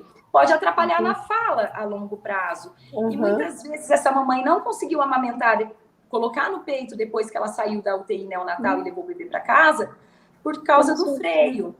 Mas isso, graças a Deus, já está mudando um pouquinho, porque já existem as avaliações no hospital, né? A doutora Adriana pode me confirmar. Eles já fazem o teste da linguinha, já avaliam isso, e muitas crianças, às vezes, já saem do hospital com a cirurgia, a remoçãozinha do freio já, né? A frenectomia lingual já feita, mas muitas ainda não. Às vezes isso passa, e aí o diagnóstico vai ser, às vezes, a criança, né, da fono, quando a mãe não está conseguindo amamentar, e do dentista. Então, isso é um problema que pode ser evitado, desmame precoce, né, e outras alterações que podem assustar essa mamãe, que são várias as alterações, a gente vai falar sobre isso, não vou antecipar, que é importante, às vezes, no acompanhamento o quanto antes, para elas saberem tudo que pode acontecer. Perfeito, muito obrigada. E então, falando agora um pouquinho assim, essa criança já finalizando aqui a parte, né, do direcionamento das perguntas aqui, por exemplo, quando essa criança já, por exemplo, começa a ir para uma escolinha, e a gente precisa estar estimulando, e não somente na escola, mas também no ambiente domiciliar, o autocuidado, para essa criança venha, né, ter ali a própria higiene dela, saber adotar nessa saúde bucal e realizar corretamente sua escovação. Que tipo de ação que o dentista pode realizar para estar favorecendo esse autocuidado, para estar estimulando esse autocuidado? Seja no ambiente domiciliar, escolar, né? A criança, quanto antes ela estiver, mesmo bebezinho no consultório, os papais e mamães, todo mundo junto, a rede de apoio que eu falo, vovó, vovôs, ou outras pessoas que precisem cuidar dessa criança, o quanto antes elas estiverem no consultório, melhor, porque essa criança vai ser educada e motivada aqui dentro do consultório para que ela adquira hábitos que ela vai executar em casa, no seu dia a dia, para que ela, entendendo também, a partir do momento que ela tiver condições e ela entendendo que isso é importante, ela passa a colaborar. Então, as ações feitas aqui no consultório são muito importantes. Agora, a participação do dentista na escola é maravilhoso. Hoje em dia, a gente sabe que tem muitas... Aqui em Bauru é uma realidade, temos muitas escolas que têm dentistas, e esses dentistas já estão lá para educar e motivar, não vai prevenir, mas está educando, motivando, ensinando aquela criança, trabalhando a coordenação motora e a ludicidade nos procedimentos, para que essa criança já logo cedo, e no ambiente da escola, que é super favorável, onde a criança está absorvendo, né? Ela é uma esponjinha, ela está aprendendo, adquirindo conhecimento junto com os amiguinhos, então a participação do dentista na escola é super importante. Isso já existe há um tempo, e aqui em Bauru tem muitas escolas. Eu já tive a oportunidade de trabalhar em programas de educação e motivação em saúde bucal de escolas. As escolas que têm berçário, inclusive, a gente vai no berçário, tem escolas em Bauru que tem, e a gente vai lá desde o berçário para já manipular esse bebê, já avaliar e já detectar, às vezes, alterações que as mamães não perceberam e avisar, para que elas procurem, né, o dentista da sua confiança para receber as orientações. Agora, o cuidado na escola e em casa, a rede de apoio é super importante, né? Quando nasce o bebê, nasce o papai, uma mamãe e um monte de palpiteiros, né? E aí, o que acontece? Não, tem que ser assim, tem que ser assado, faz desse jeito, não faz assim. E aquela grávida, muitas vezes, ela tá desesperada, ela tá com dor, ela tá com medo, ela tá angustiada. Isso aí, a doutora Olga vai poder falar bastante sobre isso, né? Da parte emocional. Se essa mulher não tiver apoio para amamentar, se ela não tiver apoio para cuidar desse bebê, ela vai sucumbir ou ela vai desistir, porque é muito sofrido, né? Então, a rede de apoio é super importante. E o dentista pode contribuir orientando papais, vovós, vovôs, tindas, e mesmo babás, cuidadoras que precisem ajudar, né, com essa criança, desde o cuidado com a amamentação até o cuidado com a higiene bucal, e isso aí vai criar um hábito, uma rotina maravilhosa de saúde para a criança, e então é super, super importante. Então, em casa, na escola, com a família, no ambiente social, dá para fazer bastante coisa. Perfeito. Deixa eu aproveitar, então, aqui o gancho dessa conversa, da nossa conversa, né? O Rogério Pereira Matos, ele está falando aqui: olá, na UBS, Unidade Básica de Saúde de que trabalho, a dentista participa dos grupos de gestantes e explica sobre a importância das consultas com o profissional dentista, seus benefícios e malefícios. Excelente, né? Maravilhoso. Aí está aí uma outra abordagem. Unidade Básica de Saúde, ele está falando, né? É muito bom isso, né? Uma abordagem fora do consultório, especificamente, mas que está ali na Unidade Básica de Saúde, já com essa gestante, antes do bebê nascer, falando sobre alimentação, falando sobre escovação. Muito legal, Jéssica. É isso mesmo. Rogério, da onde, que cidade que você é? Você é de Bauru? Conta para nós. Vou falar que ele complementa aqui. Ela fala sobre a clínica do bebê também, fazendo orientações às futuras mães. Muito bom. Excelente. Se o Rogério estiver aqui, depois só conta que cidade que você é, Rogério, para a gente saber, tá bom? Muito bom. Bom, então acho que a gente, né, conseguimos falar bastante, né?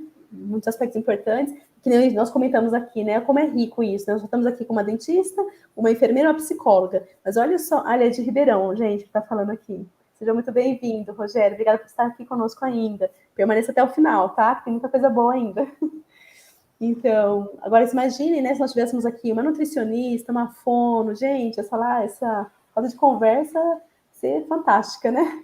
Depois nós podemos pensar num outro momento com os profissionais. Bom, então, muito obrigada, Vivi, por todas as suas contribuições. Eu que agradeço. Muito obrigada mesmo, viu?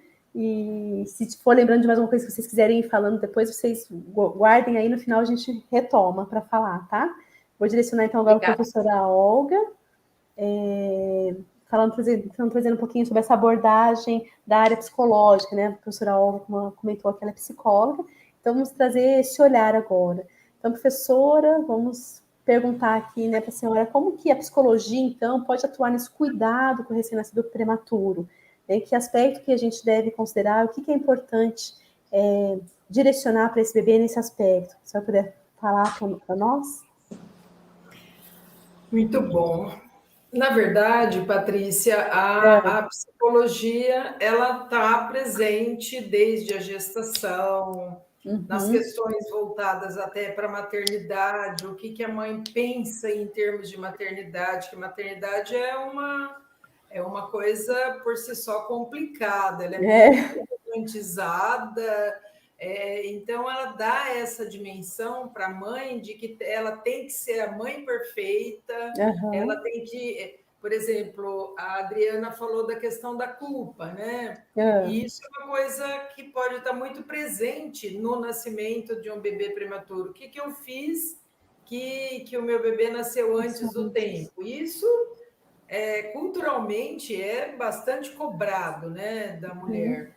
Então, você vê que essas questões permeiam. Tanto que quando você fala só os bebês de risco, as mães precisariam de ter esse apoio de como é que eu cuido, como é que eu lido, como é que eu promovo o desenvolvimento do meu bebê. Na verdade, qualquer mãe, porque bebê não vem com um manual de instruções e às vezes você lidar inadequadamente, porque a mãe sempre faz o que ela sabe fazer de melhor para o filho dela. Então, se ela erra ou se ela tem um comportamento equivocado, é porque ela não sabe fazer de outra forma. Sim. Então, é aí que os profissionais da saúde entram nessa ajuda, porque muito do que a Adriana falou, a gente também pode fazer, muito do que a Vivi falou, a gente também pode fazer, e muito do que eu vou falar, vocês também podem fazer.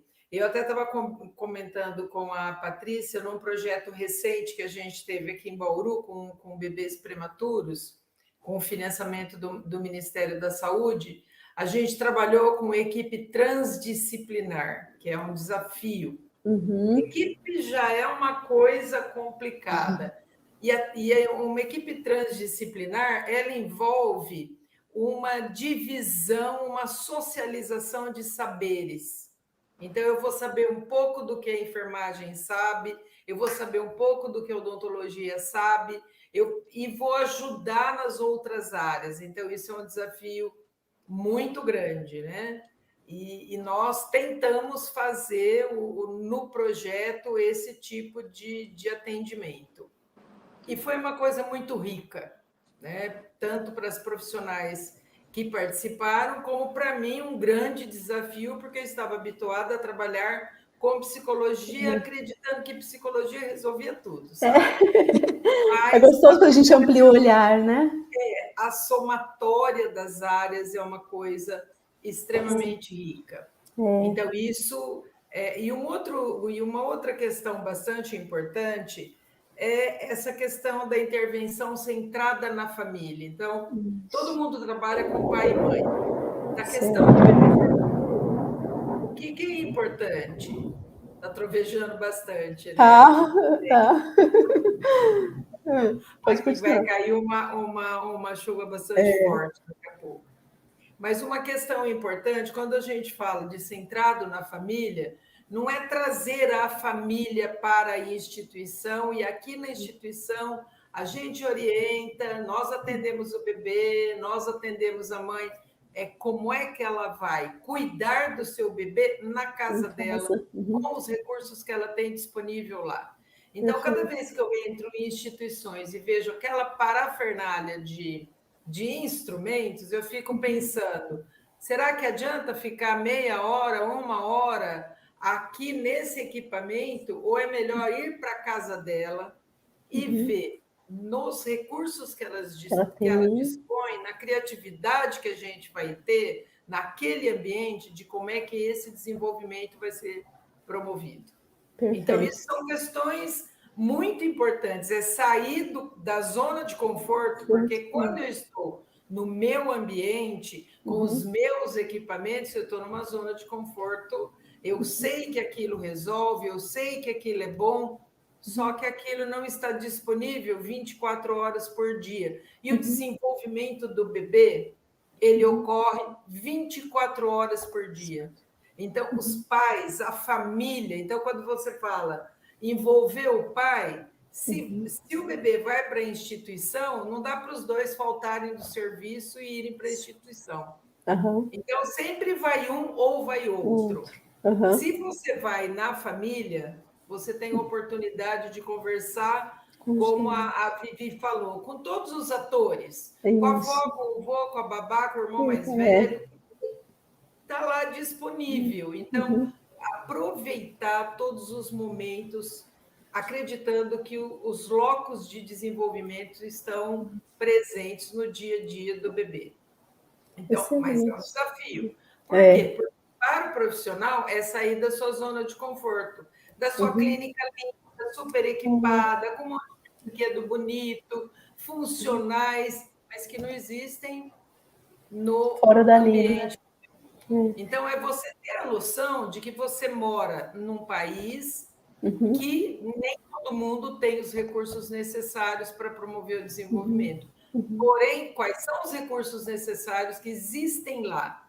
Como é que a criatividade dessa família, e você tem surpresas muito boas, de definir que a criança precisa de um determinado, desenvolver um determinado repertório comportamental, e quando você chega lá, a mãe fala assim, olha, sabe como eu fiz? Eu fiz assim, assim, assim, e deu certo. Então, você Isso, aprendeu legal. com ela. Justamente, isso que eu ia falar, aprendeu com ela.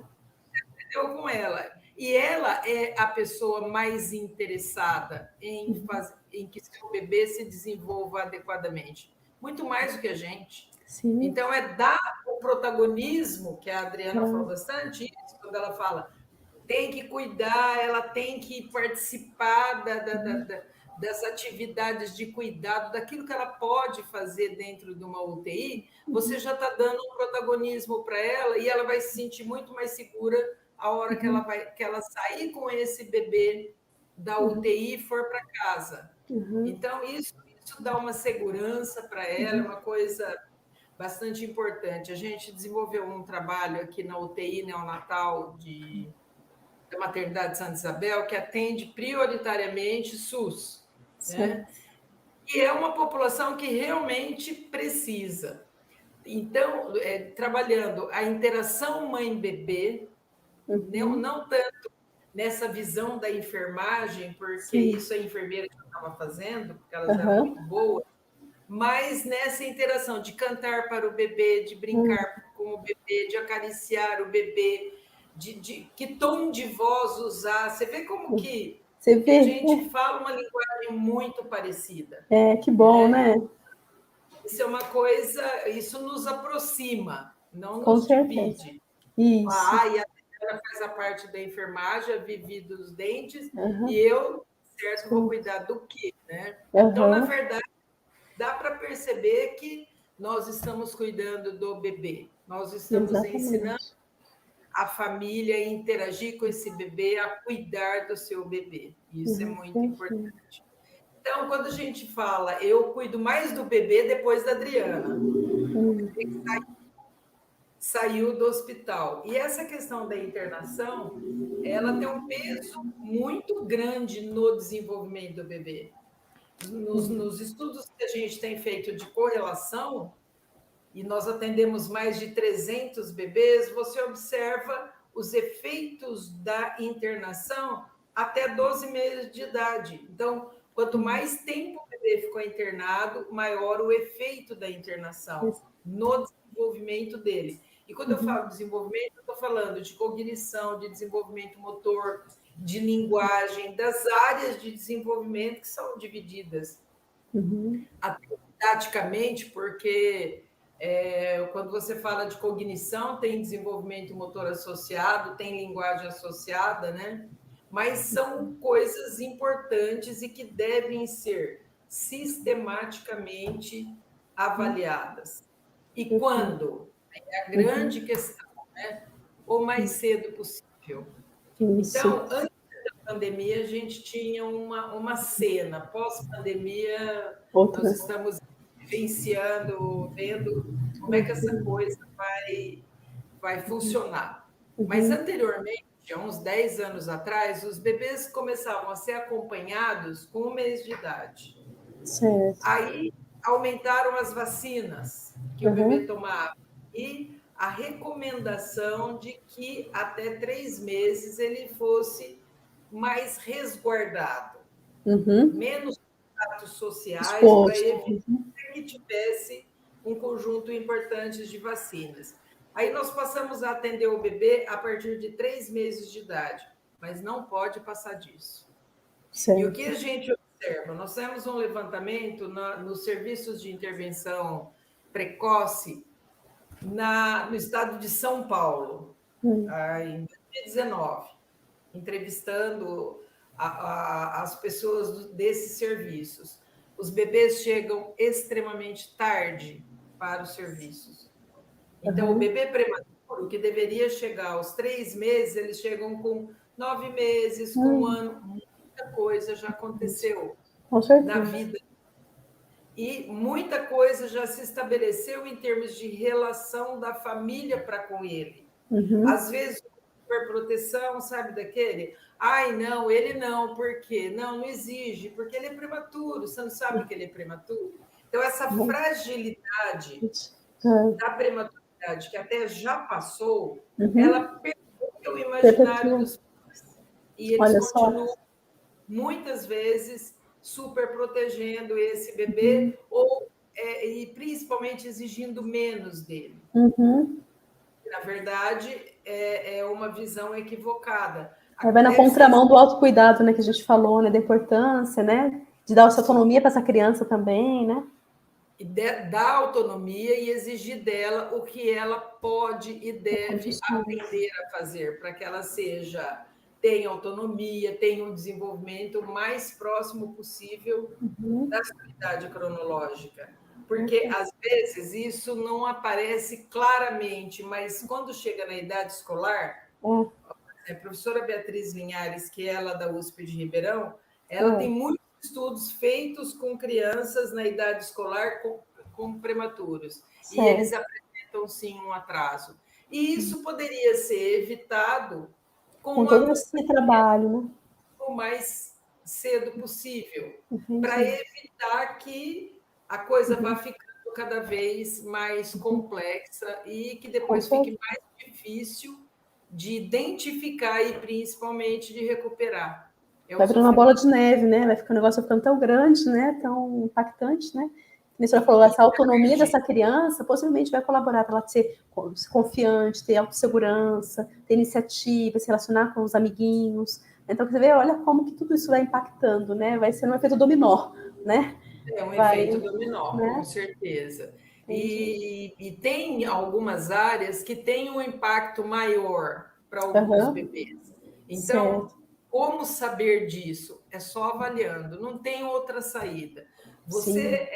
O olhar, às vezes a mãe até identifica, mas no nosso país, por exemplo, uma coisa interessante, um dado interessante, é o atraso de linguagem das nossas crianças quando comparada com crianças de outros países. Quando porque nós não temos instrumentos que são padronizados para o Brasil.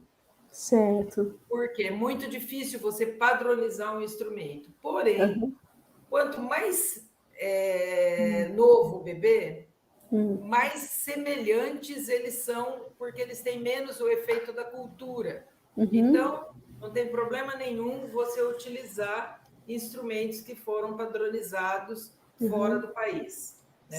Por exemplo, a gente utiliza as escalas Bailey, que todo mundo já ouviu falar. Então, uma escala americana, considerada padrão ouro em termos de desenvolvimento.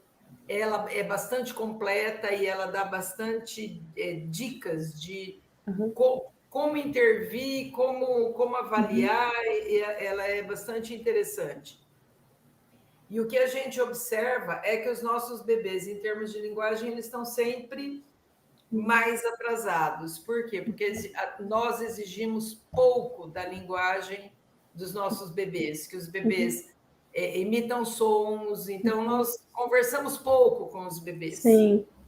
Nossa, estou aqui pensando no negócio de conversar pouco. Desculpa, professora, só fazer uma observação rapidinho, de conversar pouco, que a senhora está falando, que dirá, então, nessa época de pandemia e essa época de celular, né, de tecnologias, dessas crianças prematuras, por exemplo, que são expostas às telas, né? Então, imagine o quanto que isso vai impactando, né?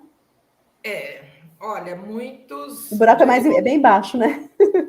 Muitos diagnósticos de autismo têm a ver com o uso excessivo de telas. E as mídias, nem passiva nem ativa, elas não deveriam ser apresentadas para crianças antes de 2 anos. Nossa, é tudo como que a gente vê, né? Por aí. Já tem até um dispositivo para você acoplar a tela no carrinho. No carrinho de empurrar? de bebê. Bebê? Ah, é? Isso eu não tinha visto. Põe o bebê visto. no carrinho, aí você acopla dela, é perfeito, é maravilhoso. Perfeito. Maravilhoso. E aí, o que acontece? Como ele tem uma intensidade, uma luminosidade, uma movimentação... Sim, a coloração, né? Que chama atenção, ele é um cala-boca maravilhoso. Hipnotiza, né? Então, tem hora que a criança chora, que você fala, ai, meu Deus, dá o celular. Não é? Sim. Você vê, a gente vê muito, né? Hoje em dia também é muita prática dos pais, enfim, das famílias em si, né? Às vezes vai em alguns ambientes, tipo, sei lá, restaurante, coisa assim, você vê lá, a primeira coisa, o celularzinho em cima da mesa, né? Para a criança ficar quieta, né? Então tem as suas estratégias, né? Mas assim, é complicado, porque isso vai criando uma bola de neve de rotinas, né? De condutas, e que isso vai impactando o desenvolvimento dessas crianças, né? Ela desenvolve o isolamento, nem é esse o objeto nosso, né? Que isso daí também dá uma outra... Dá um outro evento. Dá. Porque, na verdade, ela impede que a criança se movimente, que a criança se socialize, certo? Que ela tenha criatividade. Então, você vê que ela vai impactando uma série de questões que são impeditivos de desenvolvimento. Elas não são, ai, mas eles já sabem, e os pais adoram dizer, né? Eles já sabem mexer no celular melhor. Como se fosse um orgulho, né? Que horror! Mas, então, essas questões são bastante importantes. Então, quando a gente fala em avaliar desenvolvimento de bebê aos 3 meses, o objetivo não é só identificar defasagens, mas competência. Então, a criança ela não é um erro, porque se você foca na defasagem, parece que ela é uma incompetente. Não, você tem que focar nas duas coisas, o que ela é capaz de fazer e o que ela precisa aprender. Então, o planejamento para esses bebês prematuros, eles vão nessas duas direções, de fortalecer o que a criança já sabe e de proporcionar oportunidades de aprendizagem daqueles repertórios que estão em falta no desenvolvimento dela. E isso é muito importante, também nunca focar numa hora só, numa área só. Por isso, o que o bebê precisa? Ele precisa de fono, de físio, ele precisa de tudo. Ele precisa de todos os profissionais. Ele precisa do nutricionista, da enfermagem, da terapeuta ocupacional, né? Ele precisa de todo mundo olhando para ele. Então, com que olhar? Com esse mesmo olhar do que ele precisa e do que ele já sabe. Do que os pais já sabem fazer e do que os pais precisam aprender a fazer. Por isso que quando você vai para a casa deles, pelo menos uma visita quinzenal ou mensal, você está observando o que é possível fazer naquele contexto e orientá-los a fazer naquele contexto. Porque, senão, o que acontece? A hora de trabalho com a criança fica só de desenvolvimento das competências, fica só para a hora que a mãe leva ele na instituição. Seja lá a instituição.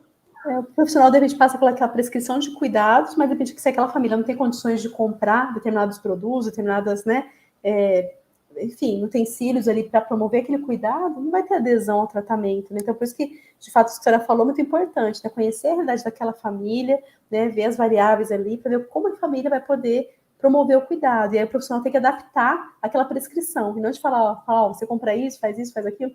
Famílias não têm dinheiro para comprar, né? Não adianta nada. Então, é uma coisa que você precisa realmente agir, e eles têm condições. Você vai observar que é possível desenvolver um bebê em qualquer condição.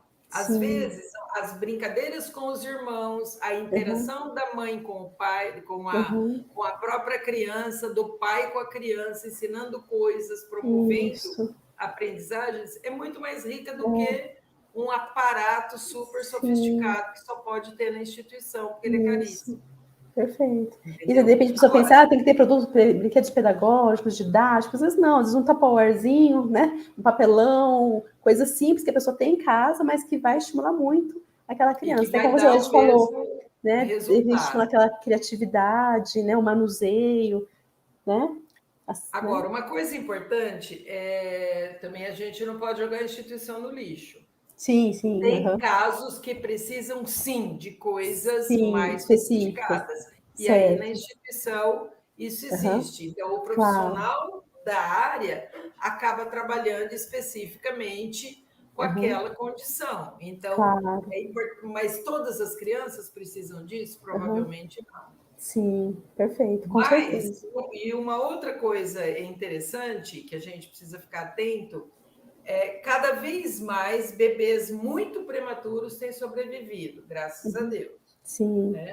Então, agora, a idade gestacional, ela está diretamente ligada ao atraso. Quanto mais prematuro, maior a probabilidade de problemas. Complicações. Agora, o que a gente tem que ter presente é probabilidade. Pode ser que não. E pode ser que você tenha um bebê prematuro de 36 semanas que vai precisar de muito mais atendimento. Daí, então, você focar só na idade gestacional também não resolve. Agora a gente vai atender só os muito prematuros. Não, você tem que avaliar todos os prematuros. Isso. A partir do resultado da avaliação é que você vai definir os caminhos. Você não pode generalizar, né, professora? Não pode, não, é como você falou, né? Não, aquele que é muito prematuro, ele vai ter mais complicações. Não necessariamente, não é uma regra, né? Então tem que cada um é um. Às vezes ele nasceu de 36 semanas, mas com peso muito baixo. Certo. O baixo peso a Adriana sabe disso muito melhor do que eu, né, Adriana? Mas o baixo peso é um fator de risco muito maior que a prematuridade. Sim. Então, às vezes, você tem um bebê que nasceu a termo, mas com peso muito baixo. Olhe com muito cuidado para ele, principalmente se a mãe não for fumante. Sim. Porque a mãe fumante, ela tende a ter bebês, a gestante fumante tende a ter bebês baixo peso, mas que se recuperam mais rapidamente. O bebê que não tem essa história e nasce a termo com baixo peso, ele é um bebê que precisa de cuidados. Então, o que seria o ideal? Que todos os bebês fossem monitorados, porque isso vai evitar problemas mais tarde. Sim. Isso é cuidar da infância. Sim. Aí o que me ocorre Perdão, às vezes não me aguento. Aí o que me ocorre, por exemplo, do pré-natal psicológico também, né, professora? Né? Então, você vê, a Vivi traz um dado que é muito interessante. O pouco cuidado com os dentes, que a mãe acha assim, nossa, agora eu não posso ir no dentista, porque eu não posso tomar anestesia, porque eu não posso tirar radiografia, eu não vou. E isso pode resultar em problemas que levam ao parto prematuro. Você vê como o pré-natal é uma coisa... Importante. E tem dados que mostram, quanto mais pré-natal a mãe tem, melhor a condição do bebê. Sim, exatamente. Então, em geral, a gente já teve bebês prematuros que a mãe não teve nenhum pré-natal.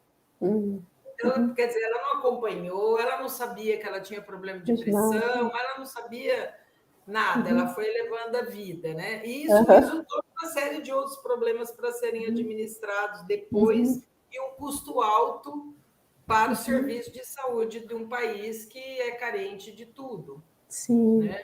Então, prevenir é sempre melhor. Por isso é tão importante, né? O ideal, e no projeto que a gente fez aqui em Bauru, que também, como diz a Adriana, não dá para contar tudo, porque a gente faz muita coisa, né? Mas a gente conseguiu que os bebês chegassem aos 3 meses e fossem acompanhados até 12 meses de idade. Legal. Então, mas o que precisou? Um interesse muito grande da equipe em manter esses atendimentos mensais. Então, os atendimentos eram quinzenais, mensais, dependendo do caso da criança, e a gente fazia avaliações trimestrais, não precisa mais que isso, porque senão você só avalia e intervém pouco. Avaliações trimestrais, elas dão o tom do desenvolvimento do bebê e, principalmente, a validade das ações que estão sendo implementadas no projeto.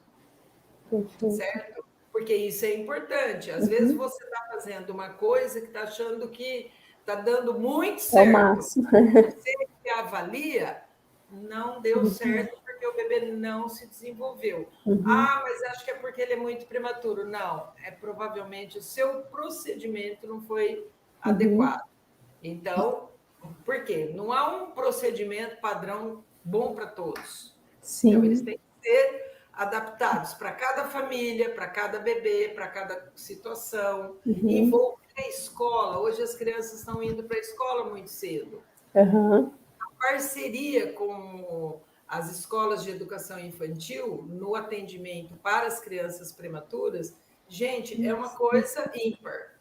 Sim. Então, a família e qualquer outro locus de desenvolvimento que a criança participe. Por exemplo, ela fica com a avó, porque a mãe trabalha. Ótimo, a avó tem que participar, por quê? Porque ela está o dia inteiro com o bebê. O que ela pode fazer para desenvolver aquele repertório que o bebê precisa? Porque o desenvolvimento é complexo. E ele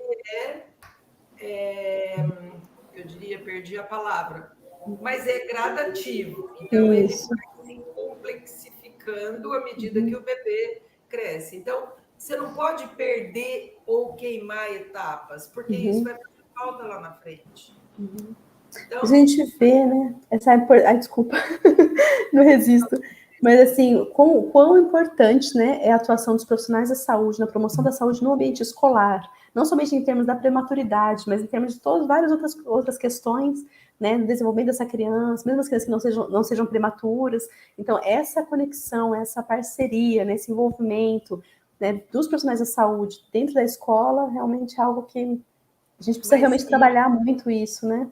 E uma coisa importante, Patrícia, tanto na família quanto na escola, é a mãe, o pai, ou, no outro contexto da escola, o professor fazer parte integrante da equipe, desde a avaliação.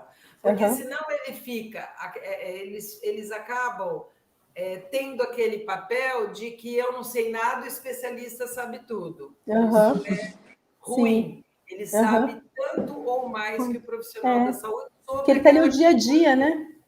Ele que vai falar, né? Então, a equipe ela tem que ser composta por todos aqueles que, de alguma forma, lidam com a criança. Seja o professor, seja o pai, quando você vai planejar ações para que a família desenvolva com a criança, ou sejam desenvolvidas na escola, ouvir o professor e não chegar e falar, olha, a avaliação deu isso, você vai fazer isso. Parece que ele não sabe nada e ele sabe. Exatamente. Dá voz para ele, né? Tipo, o que você observa, como essa criança interage. Isso é muito importante, né? Muito. Tanto que tem algumas áreas que, por exemplo, você pega a área social. A escola te dá muito mais informações, porque a criança é filha única. Então, ela não tem contato com crianças da idade dela, ela não tem contato com outros adultos que não aqueles com aquele referencial já mais presente na vida dela. Como é que ela reage para a autoridade de uma pessoa de fora, para a solicitação de uma pessoa de fora, para a solicitação dos pares? Como é que isso acontece? A escola é uma fonte de informação muito rica, né? Para esse tipo de coisa. Linguagem também. Isso. Porque a tendência da família, porque é tão bonitinho a criança falar errado, né? Reforçando. A escola não necessariamente faz isso. Então, às vezes, você tem uma medida do desenvolvimento escolar, de linguagem, muito mais fidedigno da criança pela professora do que pelos pais. É verdade. Os pais, eles entendem tudo que a criança fala. Exatamente. Mesmo que ela não fale. Então, é só um gesto que ela faz e fala, ele quer isso, ele quer aquilo. Ele quer isso, não é? Você que é mãe recente, você sabe disso, você adivinha pelo contexto, pela demora, pelo... E a gente acaba atrapalhando, né? Porque você se antecipa e não dá oportunidade para a criança falar, você já olha e fala, eu já sei, já que é isso, então já vai e resolve. né? E aí vai impactando nesse... A escola não funciona desse jeito. Exatamente. Então, a criança tende a se apresentar em termos de linguagem, de socialização, muito mais na escola do que na família. Então, você vê como você também avaliar em diferentes locos, você tem muito mais informações sobre o desenvolvimento da criança prematura do que só na situação de clínica ou só na situação da família. Porque isso é que vai te dar elementos para você planejar para ela. Né? Essa questão de ação. Então, planejar e reavaliar e replanejar e sempre estar monitorando o desenvolvimento da criança. Aqui no Brasil, pelos documentos oficiais, que são bem pobrezinhos, né? Eles fizeram 1,95, deram uma maquiada nele por ocasião da Zika, que ficou aquela questão da intervenção precoce e ninguém sabia bem o que fazer. Aí, em 2017, eles lançaram o da Zika, sem o Zika, mas é mais ou menos a mesma coisa. Então, a gente tem pouco referencial teórico, poucas instruções sobre intervenção precoce. Então, e o prematuro é o sujeito da intervenção precoce, aquela criança que vai precisar da intervenção precoce, muito. Então, é importante que haja essa movimentação do novembro, por exemplo, que é uma data que teria que ser muito mais para avaliar o que tem, e tem pouco, tem pouco. Eles chegam tarde para os serviços envolvem pobremente os pais.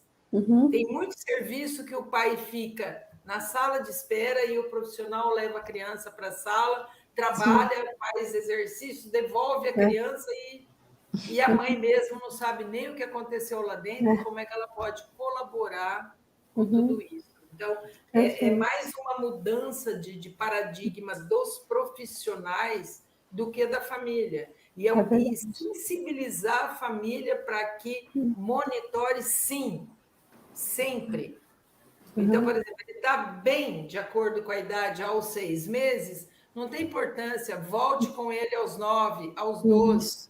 Porque outras coisas podem aparecer, porque vai se sofisticando e ele pode não responder adequadamente aos comportamentos mais complexos esperados para a idade dele. Então, ver a importância.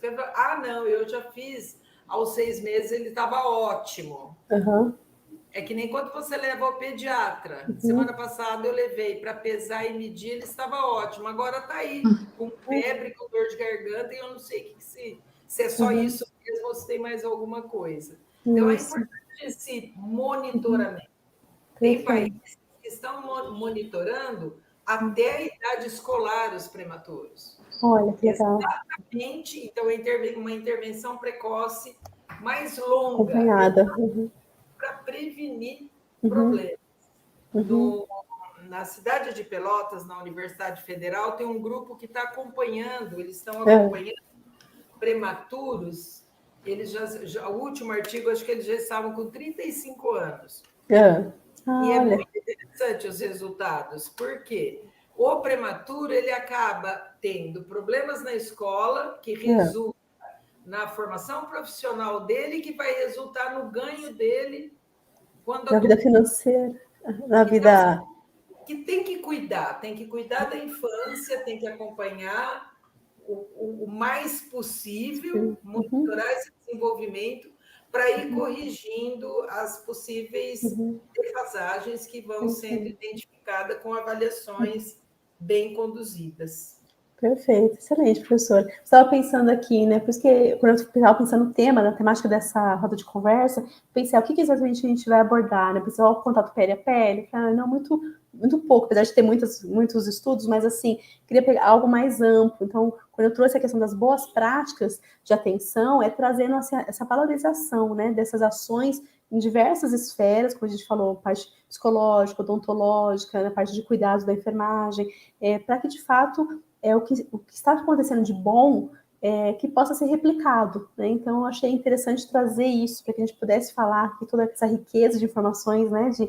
experiências que vocês compartilharam, para que isso sirva, né, para que outros profissionais de saúde possam assistir esse encontro, pegar todo esse conteúdo e replicar, né, e também profissionais, e também familiares, né, possam também ouvir, que com certeza é possível compreender muito do que foi falado aqui, e também colocar em prática, né, buscar esses cuidados, futuras gestantes, né, olha a riqueza para as gestantes assistirem essa live, né, essa roda de conversa, né, essas que estão almejando, já estão vivenciando esse momento.